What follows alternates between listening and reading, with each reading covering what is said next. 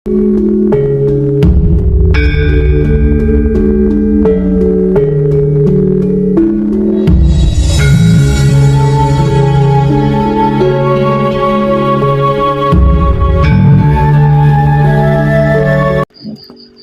yang dari Makassar, Daeng siapa? Kok Makassar? Mana? Sulawesinya mana? Sulawesi Utara, Kota Mobagu. Mobagu. Iya. Kalau di sana Daeng atau apa itu? Enggak, di sana ada marganya Pak kalau di sana. Kalau Daeng itu Sulawesi Selatan. Iya, iya. Kalau Mobagu apa itu? Kalau Mobagu biasa aja, cuma ada marganya seperti. Jadi Pak saja ya? Iya. Cuma Pak saja gitu? Iya, Pak saja. Pak siapa? Pak Rusdin. Pak Rusdin. Ya. Berarti Pak Rusdin belum praktek ya di rumah? Belum. Cuma tahu nyimak sebentar terus nekat ke sini itu. Iya. Soalnya saya pikir-pikir kalau saya praktik sendiri nanti salah gitu. Walaupun dibaca di YouTube juga saya tidak yakin begitu. Kurang yakin gitu. Iya. Ya enggak apa-apa lah. Yang penting mau tidak cepat gitu ya, yang penting. Dinikmati aja prosesnya gimana.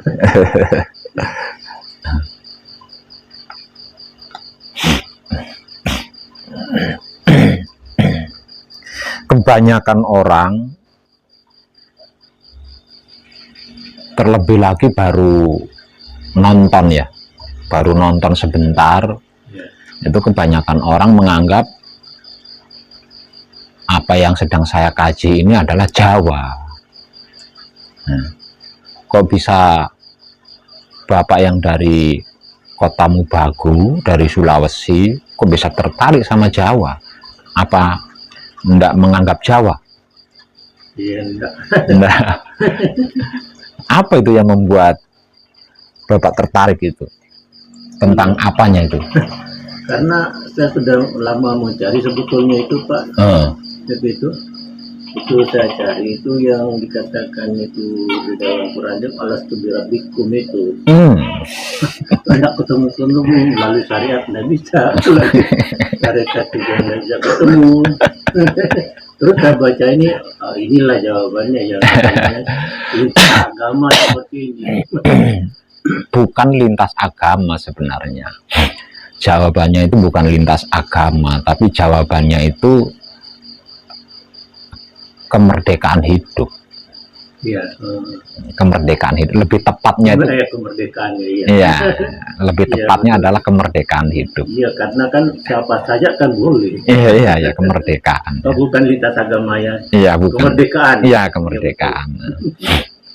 Karena kebebasannya itu. Iya, itu yang menjadikan bisa bertemu dengan jawaban yang Bapak cari itu. Iya.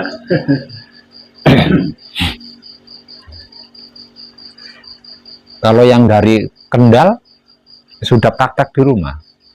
Sudah, oh iya. Yang dari Mojokerto juga sudah? Baru menghafal. Oh, baru menghafal. Berarti panjenengan belum praktek di rumah, kan sama seperti bapaknya ini ya. Nah, kalau yang dari Bali sudah? Sudah. Tapi sebenarnya itu enggak terlampau penting sih ya. Mau dari awal atau dari nol atau sudah menyelesaikan dasarnya di rumah, itu enggak terlampau penting. Yang penting itu mau mengalami prosesnya gitu. Kalau dari nol kan prosesnya lama ya kan, kalau dari nol. Nah, kalau dasarnya sudah diselesaikan di rumah kan prosesnya sebentar. Itu yang terpenting itu mau itu gitu. Udah dari awal bermula dari nol, minta cepat karena ada pekerjaan, karena ini yang gawatnya kan itu. Ada juga yang sudah menyelesaikan dasarnya dari rumah karena pernah mendengar butuh 4 hari saja kalau dasarnya sudah diselesaikan di rumah. Saya hanya butuh 4 hari saja untuk menemani. Tapi perjalanan 1 hari 1 malam dari rumah itu udah dihitung itu. udah dihitung. Ada yang seperti itu. Nah, ini yang sebenarnya hal-hal yang sepele seperti itu loh Pak, yang selama ini menjebak kita itu adalah hal-hal yang seperti itu. Tapi panjenengan semua ndak gagal paham kan menerima informasi dari saya? Enggak ya? Nah, soalnya gini, soalnya itu tadi karena kita sudah terbiasa di situ gitu. Terbiasa dengan hal-hal yang remeh yang barusan saya katakan tadi itu lah. Dengan gitu. Nah. Jadi kalau sampai gagal paham kan itu kan bisa menimbulkan kecewa, Nah, manusia kalau sudah kecewa itu untuk bisa bahagia itu susah banget itu. Ya. Karena apa? Karena hanya manusia hidup yang punya residu. Kalau makhluk-makhluk lain nggak punya dia, nggak punya residu. Tapi kalau manusia hidup itu punya residu, punya kesan gitu loh. Nah, punya kesan, punya kenangan. Nah, kesan, residu, kenangan. Nah, yang paling sulit itu adalah sakit hati atau kecewa itu tadi. Itu susah banget itu.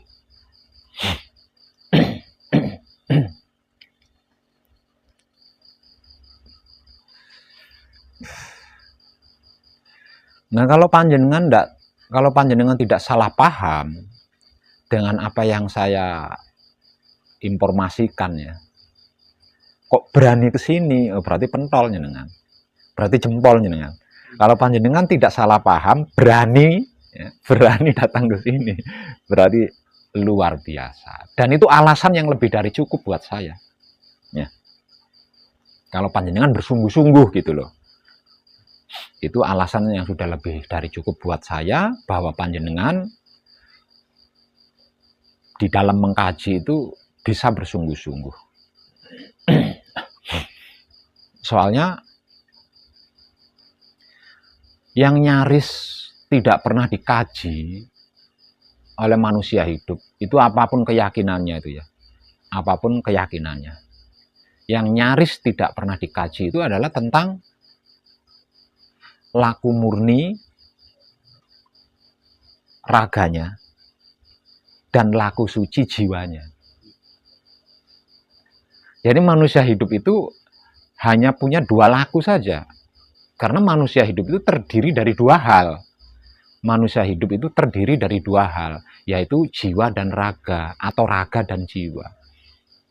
Dikarenakan manusia hidup terdiri dari dua hal, yaitu jiwa raga, maka lakunya manusia hidup juga hanya ada dua, murni dan suci. Murni raganya, suci jiwanya. Ini nyaris tidak dilakukan oleh hampir setiap manusia hidup. Nyaris tidak pernah dilakukan. Apapun itu loh ya, apapun itu agamanya, apapun itu keyakinannya.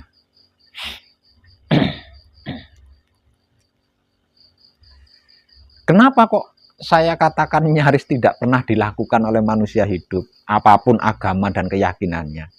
Karena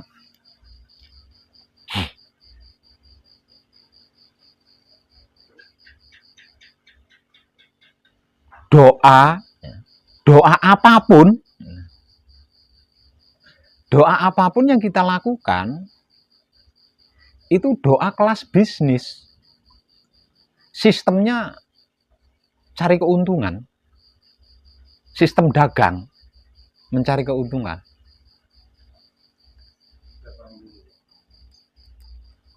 Lah, ibadah model apapun juga ibadahnya itu ibadah bisnis. Sistemnya sistem perdagangan. Mencari keuntungan aja.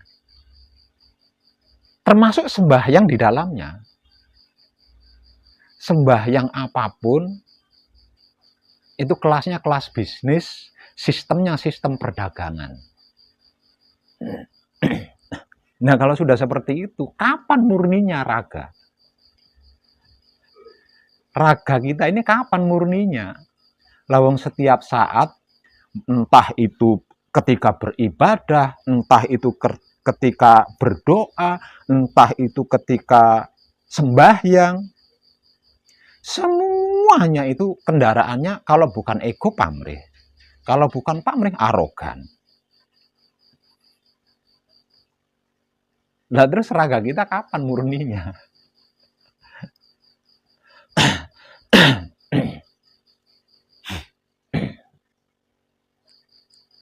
Kalau tidak berbisnis,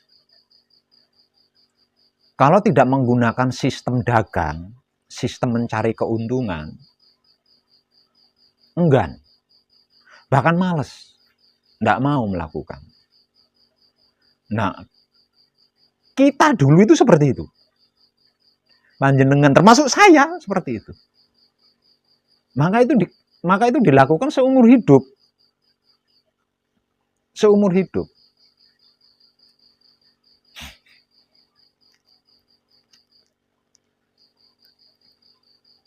Bahkan Tuhan dipolitiki. Kalau tidak berpolitik keyakinan kepada Tuhan, berpolitik adat sama Tuhan. Kalau tidak berpolitik adat sama Tuhan, berpolitik ekonomi. Kalau tidak berpolitik ekonomi sama Tuhan, berpolitik ilmu. Nah, kalau sudah seperti itu, kapan sucinya jiwa kita? Nah, kalau seumur hidup kita selalu berpolitik kepada Tuhan, lah terus jiwa kita sucinya kapan? Nah, kalau seumur hidup pergerakan tubuh kita adalah pergerakan bisnis, sistemnya sistem perdagangan, lah terus raga kita murninya kapan? Ketidakmurnian raga kita dan ketidaksucian jiwa kita, inilah yang membuat kita selalu bermasalah dan tidak ada ujung pangkalnya.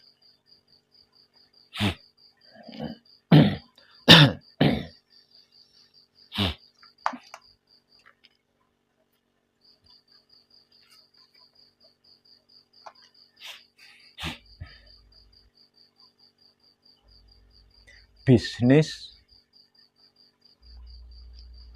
dengan sistem perdagangan. Seperti apa Pak Web?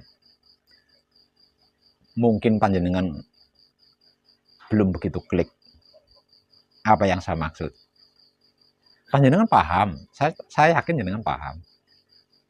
Tapi saya juga yakin jenengan kurang klik di situ.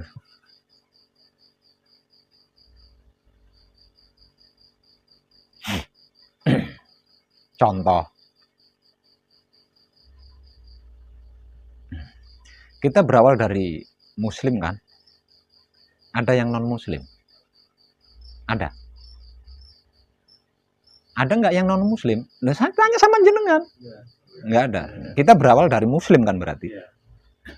Panjenengan tahu? Bapak tahu? Arti daripada bacaan-bacaan sholat dari awal sampai akhir? Tahu? Kecuali Al-Fatihah itu. Artinya aja. Iya, artinya tahu. Iya, arti yang apa yang tertera di situ. Lah iya kan? Nah, standar, Ya, pengertian standar. ya. Tahu kan ya? Ya. Nah, dari awal sampai akhir.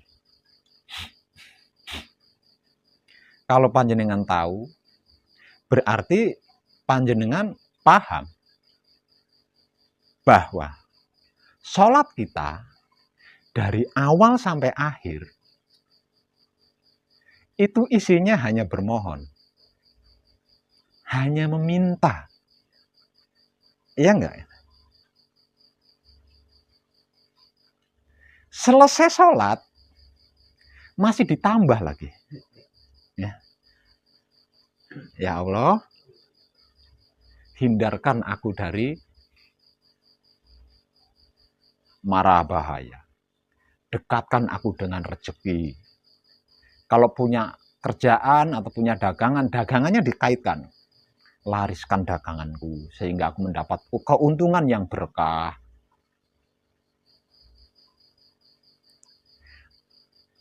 Kira-kira itu bisnis bukan? Kira-kira itu sistem perdagangan nggak? Mengharapkan imbalan. Karena kita muslim, jadi kita berbicara muslim ya. Tapi non muslim juga sama gitu. Sama, seperti itu sama. Jadi ini mencari keuntungan terus. Ibadah, bentuk ibadah apapun yang kita lakukan itu kita selalu mencari keuntungan di situ. Jadi kita itu terkesan menjual bentuk ibadah kita kepada Tuhan dan Tuhan membelinya dengan apa yang kita inginkan. Apa yang kita mau. Dan banyak seperti itu. Semua. Bisa saya katakan semua. Semua seperti itu, ya. Jadi bentuk ibadah kita itu kita jual sama Tuhan dan Tuhan harus membelinya dengan apa yang kita mau. Ini loh. Selama ini loh kita itu seperti itu sama Tuhan. Ya. Aneh nggak gitu?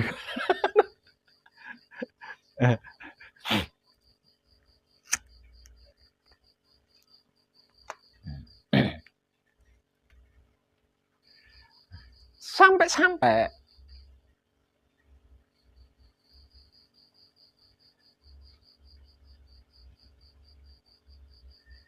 menjalankan rukun iman yang kelima saja itu harus apa?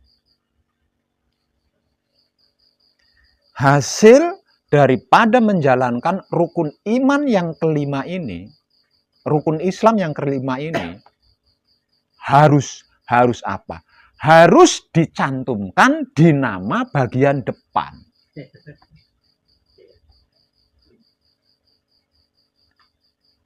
Iya. Iya. Nah, kalau sudah seperti itu, kapan murninya raga kita ini murninya kapan? Padahal kita difitrahkan ke dunia, diutus ke dunia, dilahirkan ke bumi, itu dalam keadaan murni loh, tanpa apa-apa loh, tanpa titel, tanpa pokoknya apa, nggak ada, murni, benar-benar murni, benar-benar asli, orisinil, orisinil. Itu bisa bertarung loh itu. Kalau sampai hasil menjalankan rukun Islam kelima ini tidak disebutkan di bagian depan namanya, bisa berantem loh itu. Bisa berantem loh.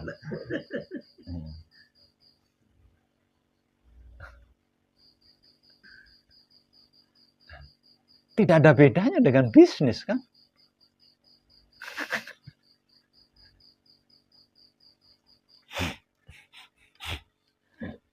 Nah, selama ini kita itu seperti itu. Selama ini kita itu seperti itu.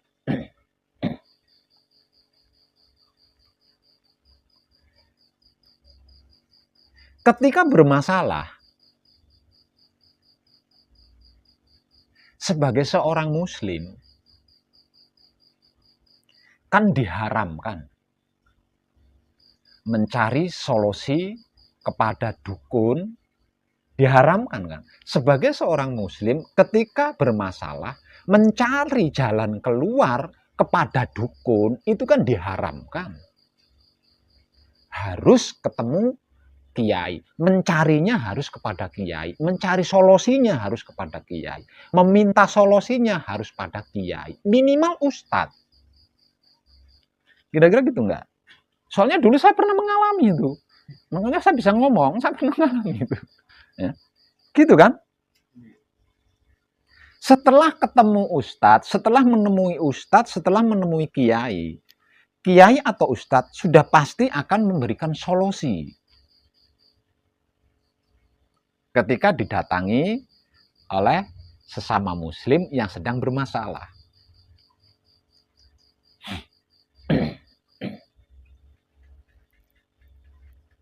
Solusinya, semisal contoh, saya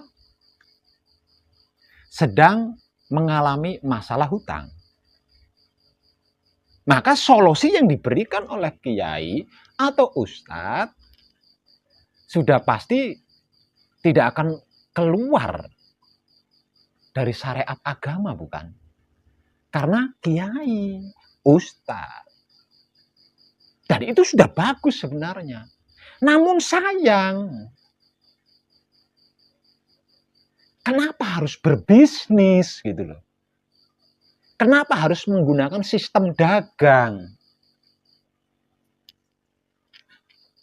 Contohnya seperti apa, Pak?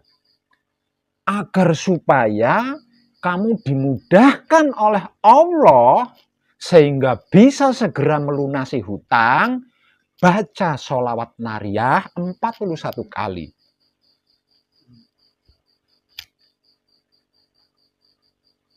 Atau baca surat Al-Ikhlas 21 kali. Terus secara istiqomah. Allah pasti akan melunasi hutangmu.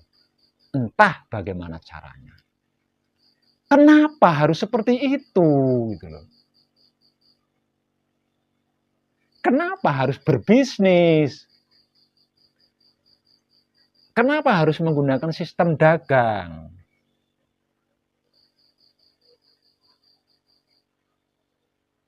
Kalau tidak dengan kata-kata, nanti hutangmu akan lunas. Males membaca sholawat nariyah kan?